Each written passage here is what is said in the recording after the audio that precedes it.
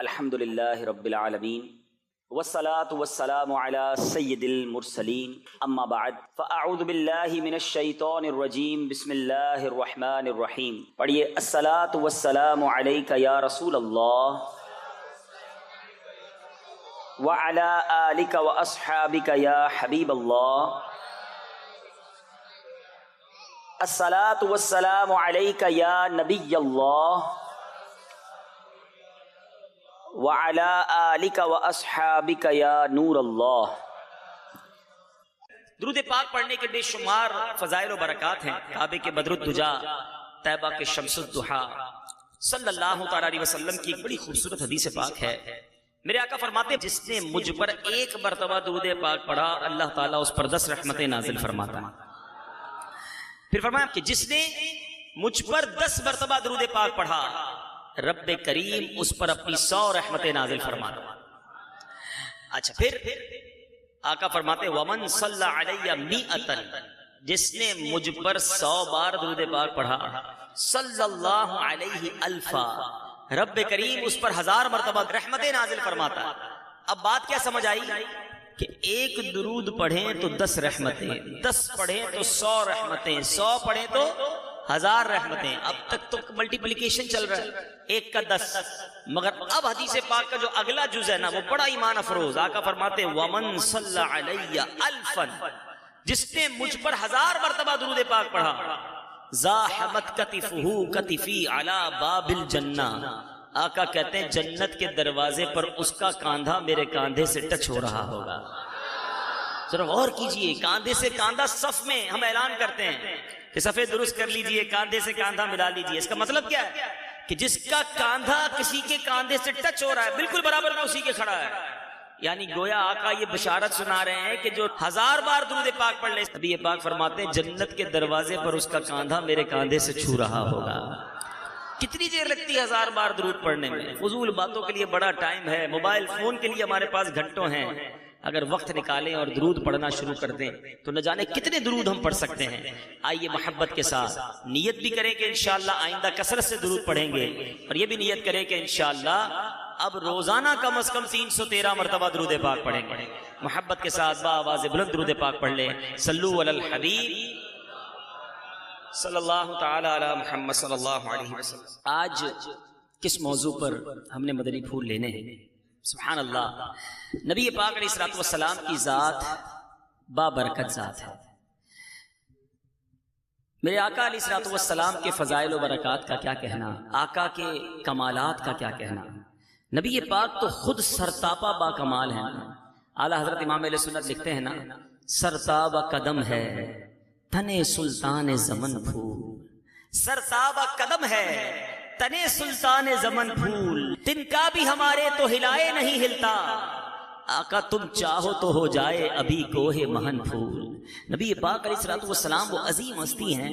یاد رہے میٹھے میٹھے اسلامی بھائیوں، ہر نبی کو رب عز و جل نے معجزہ عطا فرمایا، اور میرے آقا وہ ہیں کہ جن کو تمام انبیاء کے معجزات کا مجموعہ، کم و بیش 1,24,000 پیغمبر آئے نا، تو گویا 1,24,000 کم و بیش انبیاء کو جتنے معجزات رب نے دیے، نبی پاک علیہ الصلوۃ والسلام کو ان تمام کے معجزات کا مجموعہ ٹوٹل عطا فرمایا. اور دوبارہ غور سے سنیے گا، صرف تمام انبیاء کو جتنے معجزے عطا کیے وہی نہیں، بلکہ خود نبی پاک کو اس کے علاوہ ایکسکلوسیو خصوصی طور پر جن کو علماء خصائص کبریٰ لکھتے ہیں وہ کمالات بھی عطا فرمائے جو دنیا میں کسی اور کو نہیں دیے. ٹھیک ہے. اچھا نبی پاک علیہ الصلوۃ والسلام کی معجزات کتنے؟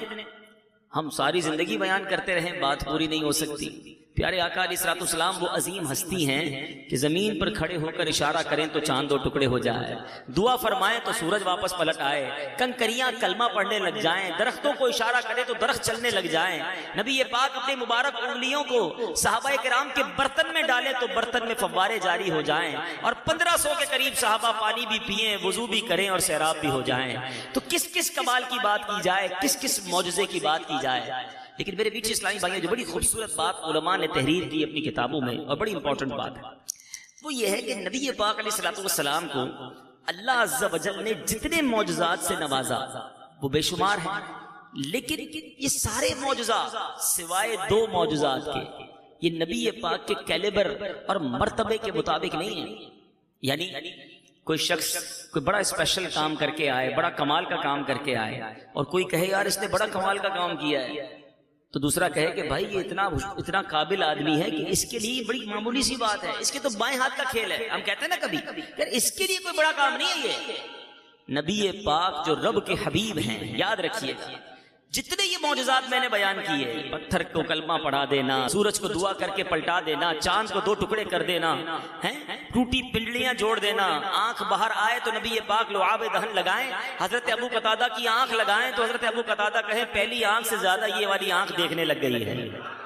ایسے بہت سارے کمالات علماء کہتے ہیں سارے نارمل ہیں, صرف 2 معجزات ایسے ہیں جو سرکار دو عالم صلی اللہ علیہ وسلم کے مرتبے اور منزلت کے مطابق ہیں. اور وہ 2 معجزات کون سے ہیں؟ پہلا معجزہ وہ معجزہ ہے معراج کی شب. رب عز و جل نے اپنے محبوب کو اپنا دیدار کرایا. سارے عالم میں یاد رکھیے گا, پوری کائنات میں کوئی اور نہیں ہے جس نے رب کو اپنی آنکھوں سے دیکھا ہو. رب نے اپنے حبیب کو یہ کمال, یہ اعجاز دیا کہ محبوب کریم کو اپنے پاس بلایا اور اپنا دیدار کروایا. اچھا, دنیا میں سب سے بڑا غیب کیا ہے؟ بڑی خوبصورت بات ہے. غیب کہتے ہیں چھپی ہوئی چیز کو. the biggest unseen, biggest سب سے بڑا غیب کیا ہے؟ وہ اللہ عز و جل کی ذات ہے. اللہ کو کسی نے نہیں دیکھا نا ساری دنیا میں. سب سے بڑا غیب خود رب ہے. تو اعلیٰ حضرت لکھتے ہیں کہ جب رب عز و جل نے اپنے حبیب کو اپنا ہی دیدار کروا دیا, سب سے بڑا غیب دکھا دیا, تو پھر کوئی اور غیب کیوں چھپانا ہے؟ یہ سوال ہوتا ہے کہ علم غیب ہے کہ نہیں.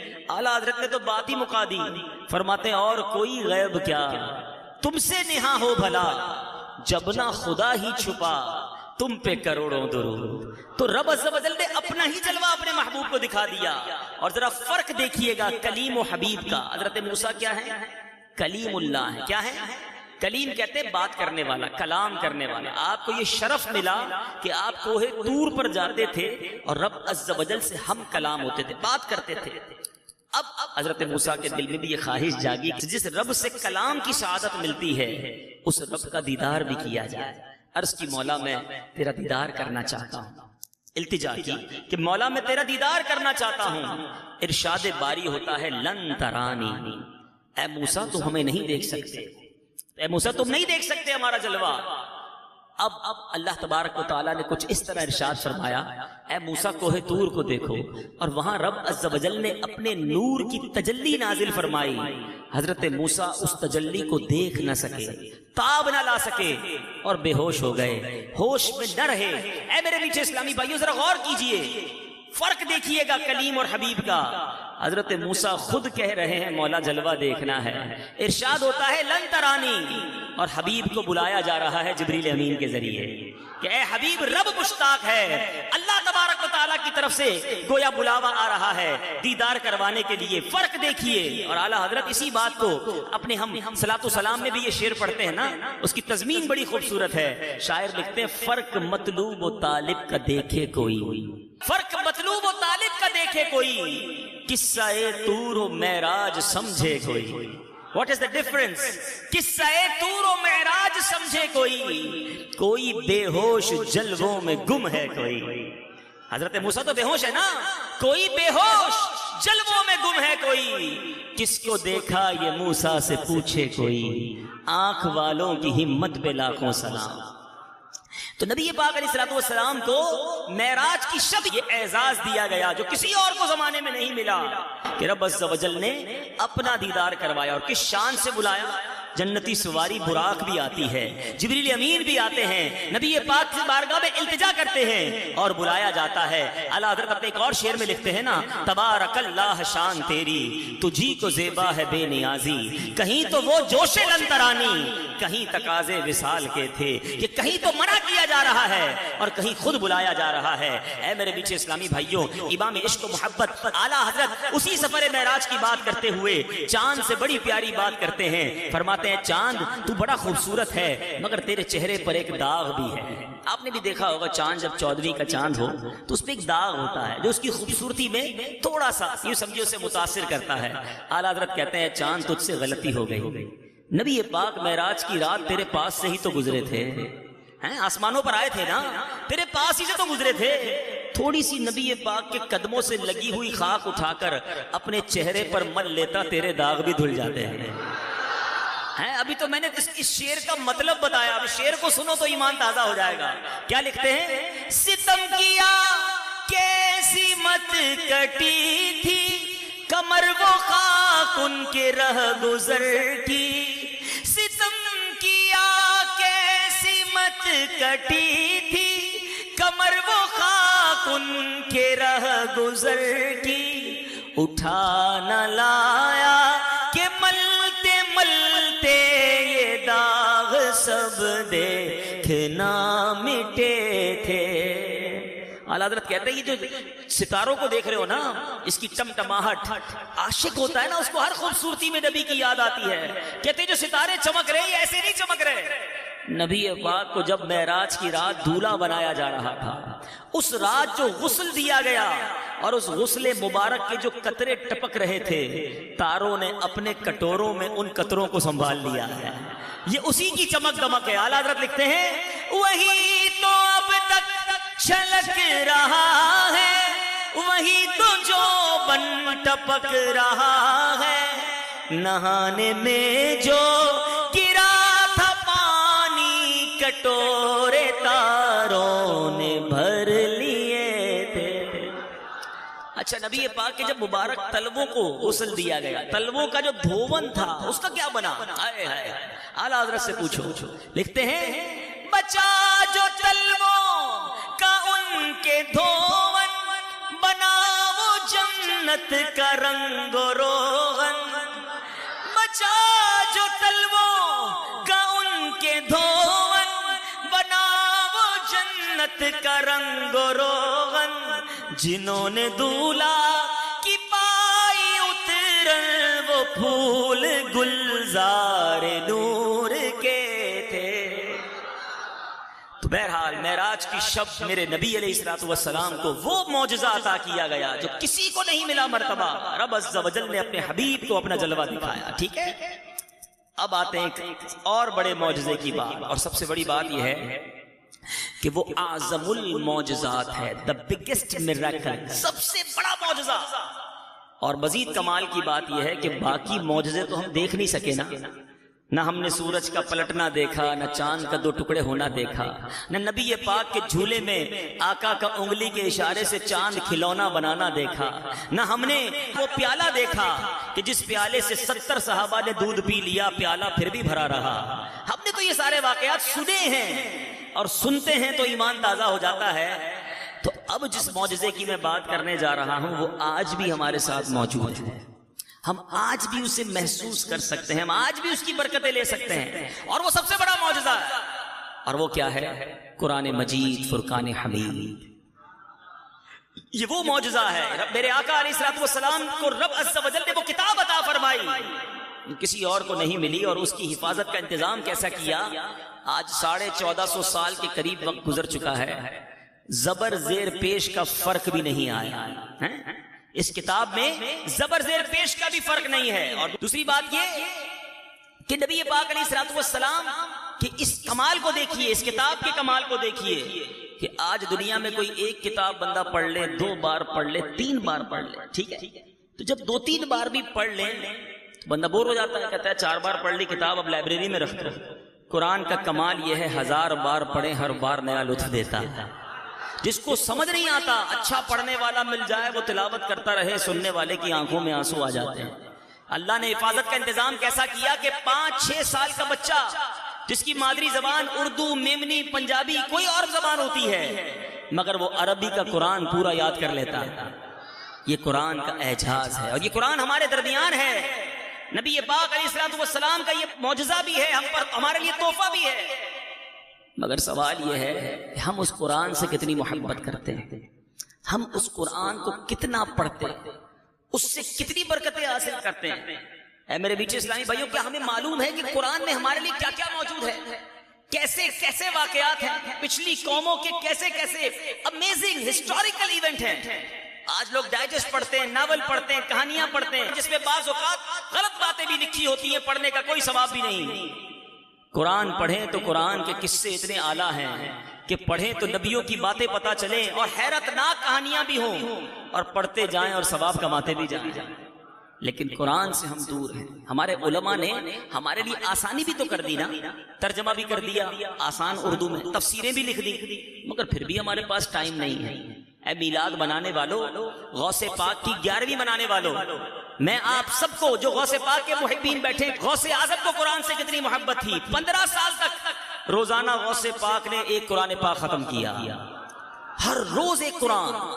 اور قادری کہلانے والا، 11ویں منانے والا پورا سال قرآن ختم نہ کرے۔ تو اے نبی پاک کے چاہنے والوں، 11ویں منانے والوں، ہم کتنا قرآن پڑھتے ہیں؟ اور میں آج قرآن پاک کا ایک واقعہ بھی آپ کے لیے لے کر آیا ہوں۔ یہ ایک واقعہ ہے، ورنہ قرآن میں جا بجا ایسے ایسے واقعات ہیں کہ عقلیں حیران ہو جاتی ہیں۔ قرآن میں کئی واقعات تو وہ ہیں میرے بیچ اسلامی بھائیوں جو پچھلی قوموں کے واقعات ہیں، پچھلی قوموں کے جو عذاب ان پر نازل ہوئے، انہوں نے غلطیاں کی، وہ تمام چیزیں اللہ نے کھول کھول کر ہمارے لیے بیان فرمائی تاکہ ہم وہ غلطیاں نہ کریں اور درس حاصل کریں۔ لیکن آج جس واقعے کو میں نے آپ کو سنانا ہے، یہ ایک واقعہ ایسا ہے جو ہوا تو پہلے ہے، لیکن اس کا ایک بہت بڑا تعلق ہمارے مستقبل سے بھی ہے، یعنی ایک واقعہ ہونا بھی باقی ہے۔ قرآن جس کے بارے میں ہمیں بتاتا ہے، اور یہ سورہ کہف، یہ سورہ کہف ہر جمعے کو پڑھنی چاہیے۔ جو ہر جمعے کو سورہ کہف پڑھے، اگلے جمعے تک اس کے لیے روشن نور لکھ دیا جاتا ہے۔ پھر بھی نہیں پڑھتے۔ اچھا، سورہ کہف میں ہے کیا؟ کہف کہتے ہیں غار کو، تو غار والوں کا اس میں واقعہ ہے جو اصحاب کہف کہلائے۔ اور اس صورت میں صرف اصحاب کہف کا واقعہ نہیں، بڑا امیزنگ، بڑا عجیب و غریب واقعہ ہے اصحاب کہف کا۔ اس کے بعد دوسرا واقعہ حضرت خضر علیہ السلام اور حضرت موسیٰ علیہ نبینا علیہ السلام کے درمیان ملاقات کا واقعہ بھی ہے، وہ بھی بڑی عجیب و غریب ملاقات ہے۔ اس کے بارے میں بھی بڑے پیارے پیارے مدنی پھول قرآن کے ذریعے ملتے ہیں۔ اور اسی سورہ کہف میں ایک تیسرا واقعہ جو آج میں نے بیان کرنا ہے، وہ حضرت ذوالقرنین اور یاجوج ماجوج کے درمیان جو واقعہ ہوا تھا، یہ بھی اسی سورت کے اندر موجود ہے۔ اب ذرا دیکھیں، ایک سورت ہے اور کتنے عجیب و غریب واقعات ہیں، پھر کیوں نہ قرآن پڑھیں؟ اتنی دلچسپ واقعات ہیں کہ پڑھے تو عقل حیران ہو جاتی ہے کہ قرآن میں رب نے ہمارے لیے کیا کچھ لکھا ہے۔ مگر آج ہم سے کھلاڑیوں کے نام پوچھ لیں، کھلاڑیوں کے ریکارڈ پوچھ لیں، فلمی اداکاروں کے نام پوچھ لیں، نہیں پتا تو انبیاء، صحابہ اور اولیاء کے بارے میں نہیں پتا۔ یہ ہماری کتنی بڑی غلطی ہے۔ ہم یہ بڑے جو ہیں ان کی بھی غلطی ہے کہ انہوں نے بچوں کی کیا تربیت کی۔ بہرحال میرے بیٹے اسلامی بھائیوں، آج اس واقعے کو سننا ہے حضرت ذوالقرنین۔ حضرت ذوالقرنین کون تھے؟ پہلے تو یہ سمجھتے ہیں کہ حضرت ذوالقرنین کا نام سکندر ہے اور حضرت خضر علیہ السلام کے یہ خالہ زاد بھائی ہیں۔ حضرت خضر علیہ السلام ان کے وزیر اور جنگلوں میں علم بردار رہے ہیں۔ یہ حضرت سام بن نوح علیہ السلام کی اولاد میں سے ہیں اور ایک بڑھیا کے اکلوتے فرزند تھے۔ حضرت ابراہیم خلیل اللہ علیہ نبینا علیہ السلام کے ہاتھ پر حضرت ابراہیم کے دست حق پرست پر اسلام قبول کیا اور مدتوں حضرت ابراہیم کی یہ صحبت میں رہے، اور حضرت ابراہیم نے ان کو کچھ وصیتیں بھی فرمائی تھی۔ صحیح قول یہی ہے کہ حضرت ذوالقرنین نبی نہیں ہیں بلکہ ایک بندہ صالح ہیں جو ولایت کے مرتبے پر تھے۔ بہرحال حضرت ذوالقرنین کو وہ شرف عطا ہوا جو دنیا میں فقط 4 لوگوں کو ملا، ٹھیک ہے، اور یہ ہے کہ ساری دنیا کی بادشاہی، دنیا میں صرف 4 بادشاہ ایسے گزرے ہیں کہ جنہوں نے پوری دنیا پر حکومت کی ہے۔ اس میں 2 ایمان والے اور 2 کافر تھے۔ جو مومنین تھے وہ کون تھے؟ حضرت سلیمان علیہ نبینا علیہ السلام اور حضرت ذوالقرنین، ٹھیک ہے، یہ سب کو یاد بھی ہونا چاہیے۔ اور 2 بادشاہ جو کافر تھے، جن کو ساری دنیا پر حکومت ملی، ساری دنیا پر کنٹرول ملا، وہ کون تھے؟ وہ ہیں بخت نصر اور دوسرا نمرود۔ یہ دونوں غیر مسلم تھے مگر ان کو ساری دنیا پر کنٹرول ملا۔ ایک 5ویں بادشاہت بھی ملنی ہے اور وہ انشاءاللہ آگے جا کر ملنی ہے، اور وہ ہوں گے حضرت امام مہدی رضی اللہ تعالیٰ عنہ، جو ساری دنیا پر ان کو کنٹرول ملے گا اور ساری دنیا کی بادشاہت انہیں ملے گی انشاءاللہ عز و جل۔ اب ذوالقرنین رضی اللہ تعالیٰ عنہ نے سفر کیے، بڑے امیزنگ، بڑے عجیب و غریب سفر، اور یہ قرآن میں موجود ہے۔ اب کیسے سفر کیے کہ سب سے پہلے میں کتابوں میں پڑھا تھا کہ سام بن نوح علیہ السلام کی اولاد میں سے ایک شخص آب حیات کو پی لے گا تو اس کو موت نہیں آئے گی. تو اس لیے حضرت ذوالقرنین نے مغرب کا سفر کیا، یعنی جہاں سورج غروب ہوتا ہے نا، اینڈ آف دا ورلڈ تک چلے گئے، یعنی ویسٹ میں مغرب میں اتنا سفر کیا کہ آبادیاں ختم ہو گئیں. آپ ایسے مقام پر پہنچے کہ سورج غروب کے وقت آپ کو ایسے نظر آتا تھا جیسے سیاہ چشمے کے اندر سورج غروب ہو رہا ہو، بالکل اینڈ آف دا ورلڈ چلے گئے. وہاں ایک ایسی قوم ملی جو جانوروں کی کھال پہنے ہوئے تھی، اس کے سوا کوئی لباس ان کے بدن پر نہیں تھا، اور مردہ دریائی جانور وہ کھاتے تھے. یہ قوم ناسک کہلاتی تھی. حضرت ذوالقرنین نے دیکھا کہ وہ بے شمار قوم ہے، بہت ہی طاقتور ہیں، جنگجو ہیں. تو حضرت ذوالقرنین نے ان لوگوں کے گرد اپنی فوجوں کا گھیرا ڈالا، ان کو کنٹرول کیا، ایمان کی دعوت دی. جو ایمان لائے آپ نے انہیں ایمان والا بنا دیا، اور جنہوں نے آپ سے بغاوت کی انہیں قتل کر دیا گیا. یہ سفر آپ کا کمپلیٹ ہوا. اس کے بعد آپ نے مشرق کا سفر کیا، پہلے مغرب تک چلے گئے. اب جہاں سورج طلوع ہوتا، اب بالکل زمین کے اس کونے پر پہنچ گئے کہ وہاں جا کر آپ نے دیکھا کہ سورج جو ہے بالکل آپ کے سامنے نکل رہا ہے. اور اب وہاں بھی کچھ لوگ ملے جو غاروں میں رہتے تھے. آپ میں سے کئی لوگ اس میں آپ پر ایمان بھی لائے، آپ کے ساتھ اچھا سلوک کیا. جو نہیں مانے، جو کفر پر رہے، انہیں تہو تیغ کر دیا گیا. یہ 2 سفر تو ہو گئے. اب تیسرا سفر، اب آپ نے شمال نارتھ کی طرف سفر کیا، اور یہاں تک کہ 2 پہاڑوں کے درمیان سدین یہ ایک جگہ ہے، وہاں تک پہنچ گئے. تو وہاں کی آبادی عجیب و غریب تھی. ان لوگوں کے ساتھ اشاروں سے بڑی مشکل سے بات کی جا سکتی تھی. ان لوگوں نے حضرت ذوالقرنین سے یاجوج ماجوج کی شکایت کی. اب یہ تو محققین بتائیں گے، لیکن اگر غور کریں دنیا کے نقشے پر، ٹھیک ہے، تو مغرب کی انتہا کہاں ہے؟ ویسٹ کی انتہا یہ امریکہ کا جو اینڈ ہے، کیلیفورنیا جس کو کہہ لیں، یہ کینیڈا کا شہر کیلگری کہہ لیں، یہ وہ اینڈ ہے جہاں سورج جو ہے وہاں جا کر غروب ہوتا ہے. سب سے آخر میں سورج وہاں غروب ہوتا ہے. مشرق کی اگر ابتدا کی طرف چلے جائیں کہ جہاں سے سورج نکلتا ہے، آسٹریلیا اور آگے جائیں تو فجی آئی لینڈ، اور اس طرح جا کر یہ مشرق کی ابتدا ہوتی ہے. بات آگے بڑھانے سے پہلے اچھی خبر یہ دوں کہ فجی جو دنیا کے مشرق کا کونا ہے اور کیلیفورنیا جو دنیا کے مغرب کا کونا ہے، دونوں جگہ پر دعوت اسلامی کے مدنی کاموں کی دھومیں ہیں الحمدللہ. دونوں جگہ مدنی قافلے پہ الحمدللہ. یہاں سے پاکستان سے بھی مبلغین نے سفر کیا. اب شمال اگر نقشے پہ دنیا کے دیکھیں تو انٹارکٹیکا یا وہ جگہ جہاں برف بہت زیادہ ہوتی ہے، اب شاید یہ وہی مقام ہے، اللہ بہتر جانتا ہے. لیکن کمال یہ ہے کہ اب وہاں کی قوم نے جب آپ سے کہا کہ یاجوج ماجوج ہمیں بڑا تنگ کرتے ہیں، بڑی جنگجو قوم ہے، وحشی لوگ ہیں، آپ ہماری مدد کیجئے. اب میرے میٹھے اسلامی بھائیوں، ان کے بارے میں ذرا سنیں یہ کیسا گروہ تھا.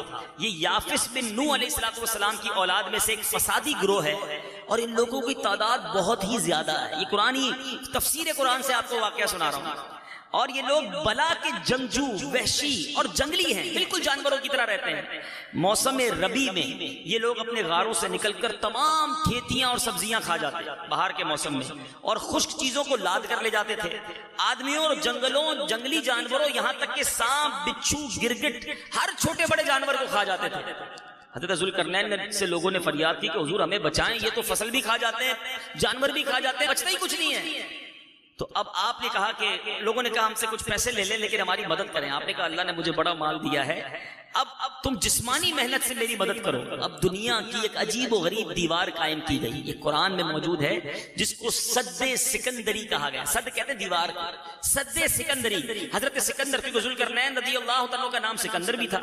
اب یہ دیوار بنی کیسے، ذرا غور سے سنیے گا. آپ نے کیا کیا؟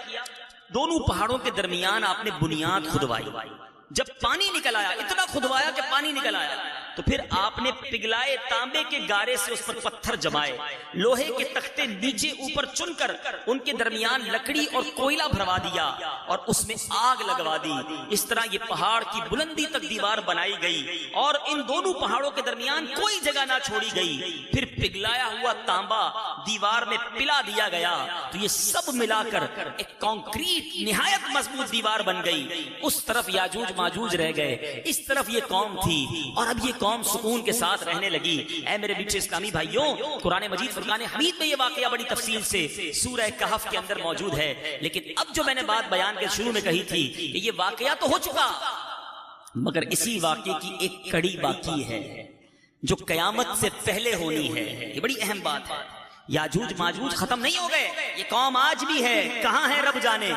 حدیث پاک میں نبی پاک علیہ الصلوۃ والسلام فرماتے ہیں کہ یاجوج ماجوج جو ہیں یہ روزانہ اس دیوار کو توڑتے ہیں۔ جو انگریزی کے اسٹوڈنٹس ہیں نا، انٹرنیٹ کو جو سرچ کرتے ہیں وہ دیکھیے گا گوگ مگوگ، یہ آج بھی دنیا، صرف یہ اسلام میں نہیں ہے، یاجوج ماجوج کو صرف مسلمان ہی نہیں مانتے اس واقعے کو، یہ اور مذاہب کی کتابوں میں بھی لکھا ہے، اور وہ بھی کہتے ہیں کہ گوگ مگوگ جو ہیں، یاجوج ماجوج جو ہیں، انہوں نے آنا ہے اور یہ قیامت سے پہلے آنا ہے۔ تو بہرحال یہ دیوار روزانہ وہ توڑتے ہیں، میرے آقا فرماتے ہیں، اور جب محنت کرتے کرتے توڑنے کے قریب پہنچ جاتے ہیں تو ان میں سے کوئی کہتا ہے کہ چلو کل پھر آ کر توڑیں گے، لیکن جب دوسرے دن آتے ہیں پھر دیوار ویسے ہی بن جاتی ہے، اللہ کی قدرت سے دیوار پھر پوری ہو جاتی ہے، پھر سارا دن کھودتے ہیں، شام ہو جاتی ہے، ٹوٹنے کے قریب رہ جاتی ہے، انہی کا کوئی شخص کہتا ہے چلو کل پھر توڑیں گے، لیکن کل پھر آتے ہیں پھر وہ دیوار ویسے ہو جاتی ہے۔ یہ نہ جانے ہزاروں سال سے، کیونکہ حضرت ذوالقرنین کو آئے ہوئے ہزاروں سال ہو چکے ہیں، یہ واقعہ کب روزانہ یہ محنت جاری ہے، مگر نبی پاک فرماتے ہیں، حدیث کا مضمون ہے، اس دیوار کے ٹوٹنے کا وقت آئے گا، اس دیوار کے جب ٹوٹنے کا وقت آئے گا تو ان میں سے پھر کوئی کہے گا کہ چلو انشاءاللہ کل اس دیوار کو توڑ ڈالیں گے۔ نبی پاک فرماتے ہیں انشاءاللہ کہنے کی برکت سے یہ ثمرہ ملے گا کہ دوسرے دن دیوار ٹوٹ جائے گی۔ یہ بات اب یہاں روک کر مدنی پھول کیا ملا کہ کسی کام کو پورا کرنا ہے تو انشاءاللہ ساتھ کہا کریں۔ میں ایک بار جہاز میں تھا، تھوڑے دنوں پہلے کی بات ہے، تو صاحب کوئی تھے ساتھ بیٹھے تھے، جہاز اڑنے والا تھا، تو شاید اپنے گھر والوں کو کہہ رہے تھے کہ میں 5 بجے پہنچ جاؤں گا۔ میں نے کہا یار ساتھ انشاءاللہ بھی کہہ دو، ہم یہ کیوں کہیں کہ میں یہ کر لوں گا، میں پہنچ جاؤں گا، میرا کام ہو جائے گا۔ نہیں، اللہ کے نام کو شامل کرو تو برکت سے پورا ہو جائے گا۔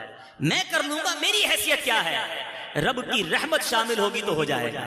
تو ہمیشہ اپنی زبان پر دیکھیں نا، انشاءاللہ کہنے کا فائدہ کیا ہے؟ سب سے پہلے تو ذکر اللہ ہو گیا، میرے رب کا نام میری زبان پر آ گیا، اور میرے ہر کام میں کیوں نہ میں اپنے رب کے نام کو شامل کروں، تو بہرحال وہ انشاءاللہ کہیں گے۔ حدیث میں آیا کہ اب دیوار ٹوٹ جائے گی، اور جب دیوار ٹوٹے گی آقا فرماتے ہیں قیامت کے قرب کا منظر ہوگا، قیامت آنے والی ہوگی۔ دیوار ٹوٹنے کے بعد یاجوج ماجوج نکل پڑیں گے اور زمین میں ہر طرف فتنہ و فساد اور قتل و غارت کریں گے، چشموں اور تالابوں کا پانی پی جائیں گے اور جانوروں اور درختوں کو کھا ڈالیں گے، زمین پر ہر جگہ پھیل جائیں گے۔ مکہ مکرمہ، مدینہ طیبہ اور بیت المقدس، ان تینوں شہروں میں یہ داخل نہ ہو سکیں گے۔ پھر حضرت عیسیٰ علیہ السلام کی دعا سے ان لوگوں کی گردنوں میں کیڑے پیدا ہو جائیں گے اور یہ سب ہلاک ہو جائیں گے۔ چنانچہ قرآن مجید میں اللہ ارشاد فرماتا ہے ایک اور مقام پر، سورہ انبیاء آیت نمبر 96، ترجمہ کنز الایمان، یہاں تک کہ جب کھولے جائیں گے یاجوج و ماجوج وہ ہر بلندی سے ڈھلکتے ہوں گے۔ اے میرے میٹھے اسلامی بھائیوں، نبی پاک علیہ السلام کی حدیث بھی آپ نے سنی، حضرت مفتی امجد علی اعظمی وہ کیا لکھتے ہیں کہ بعد قتل دجال حضرت عیسیٰ علیہ السلام کو حکم ہوگا کہ مسلمانوں کو کوہ طور پر لے جاؤ۔ کیوں؟ کہ ایسے لوگ ظاہر ہوں گے یاجوج ماجوج جس سے لڑنے کی کسی کے پاس طاقت نہیں ہوگی، تو مسلمان سیکیور ہو کر کوہ طور پر چلے جائیں گے اور پھر یاجوج ماجوج ظاہر ہوں گے، یہ اس قدر کثیر ہوں گے، ذرا سنیے گا، اس قدر کوانٹٹی زیادہ ہوگی کہ یہ جماعت تبریہ کے پاس سے گزرے گی جو 10 میل کا ہوگا، اتنا بڑا ہوگا، مگر جب دوسری جماعت گزرے گی تو پہلا قافلہ کے پانی پی کر گزرے گا، دوسری جماعت آئے گی تو لگے گا یہاں پہلے کبھی دریا تھا ہی نہیں، 10 میل لمبا دریا بحر جو ہے وہ پی کے ختم کر دیں گے۔ پھر فرمایا قتل و غارت گری سے جب فرصت پائیں گے، ساری دنیا میں جب قتل و غارت گری کر لیں گے نا تو پھر پتہ یہ کیا کریں گے، پھر کہیں گے کہ چلو زمین والوں کو تو قتل کر لیا، اب آسمان والوں کو قتل کریں، یہ کہہ کر اپنے تیر آسمان کی طرف پھینکیں گے۔ خدا کی قدرت کے اوپر سے جو تیر واپس آئیں گے نا وہ خون والے آئیں گے، یہ انہی اپنی حرکتوں میں مشغول ہوں گے، اور وہاں حضرت عیسیٰ علیہ السلام پہاڑوں پر محصور ہوں گے، یہاں تک کہ ان کے نزدیک گائے کے سر کی وہ بقعت ہوگی جو آج تمہارے نزدیک 100 اشرفیوں کی نہیں۔ اس وقت حضرت عیسیٰ علیہ السلام اپنے ہمراہیوں کے ہمراہ دعا کریں گے، اللہ تعالیٰ یاجوج ماجوج جو ہوں گے ان کی گردنوں میں کیڑے پیدا کر دے گا، ایک دم وہ سب کے سب مر جائیں گے۔ ان کے مرنے کے بعد جب حضرت عیسیٰ علیہ السلام پہاڑوں سے اتریں گے، دیکھیں گے کہ تمام زمین اتنے لوگ ہوں گے کہ پوری زمین ان کی لاشوں سے اور بدبو سے بھری پڑی ہے، ایک بالشت زمین بھی خالی نہیں ہوگی۔ اس وقت حضرت عیسیٰ علیہ السلام اللہ کی بارگاہ میں پھر دعا کریں گے، اللہ تعالیٰ ایک قسم کے پرندوں کو بھیجے گا، وہ ان کی لاشوں کو جہاں اللہ چاہے گا اٹھا کر پھینک آئیں گے۔ ان کے تیر کمان اور ترکش، ذرا غور کیجئے گا، جو تیر کمان اور ان کے سامان ہوگا نا، 7 برس تک مسلمان جلائیں گے۔ اتنی بڑی تعداد ہوگی کہ 7 سال لگیں گے اس کو جلانے کے لیے، جب جا کر ختم ہوں گے۔ اور اس کے بعد میرے میٹھے اسلامی بھائیوں پھر ایک بارش ہوگی، برکت والی بارش ہوگی جو اس تمام گند کو صاف کر دے گی اور زمین پھر ہری بھری ہو جائے گی۔ اے میرے میٹھے اسلامی بھائیوں، یہ ایک واقعہ، اس کی چند جھلکیاں میں دیکھ رہا تھا کہ جب میں یہ بیان کر رہا تھا، آنکھیں کھلی کی کھلی تھی، کان سماعت کی طرف لگے ہوئے تھے کہ آگے کیا ہوگا، پھر کیا ہوگا۔ آپ یہ واقعہ سنتے جا رہے تھے، دلچسپی بڑھتی جا رہی تھی۔ میں سمجھانا یہی چاہتا ہوں، یہ ہے میرے رب کا کلام۔ کیوں نہیں پڑھتے، کیوں نہیں سیکھتے؟ ارے یہ ایک واقعہ سنایا میں نے آپ کو۔ افسوس یہی تو ہے کہ آج ہمارے بچوں کو بہت کچھ پتا ہے، مگر نہیں پتا تو نبیوں کے بارے میں نہیں پتا۔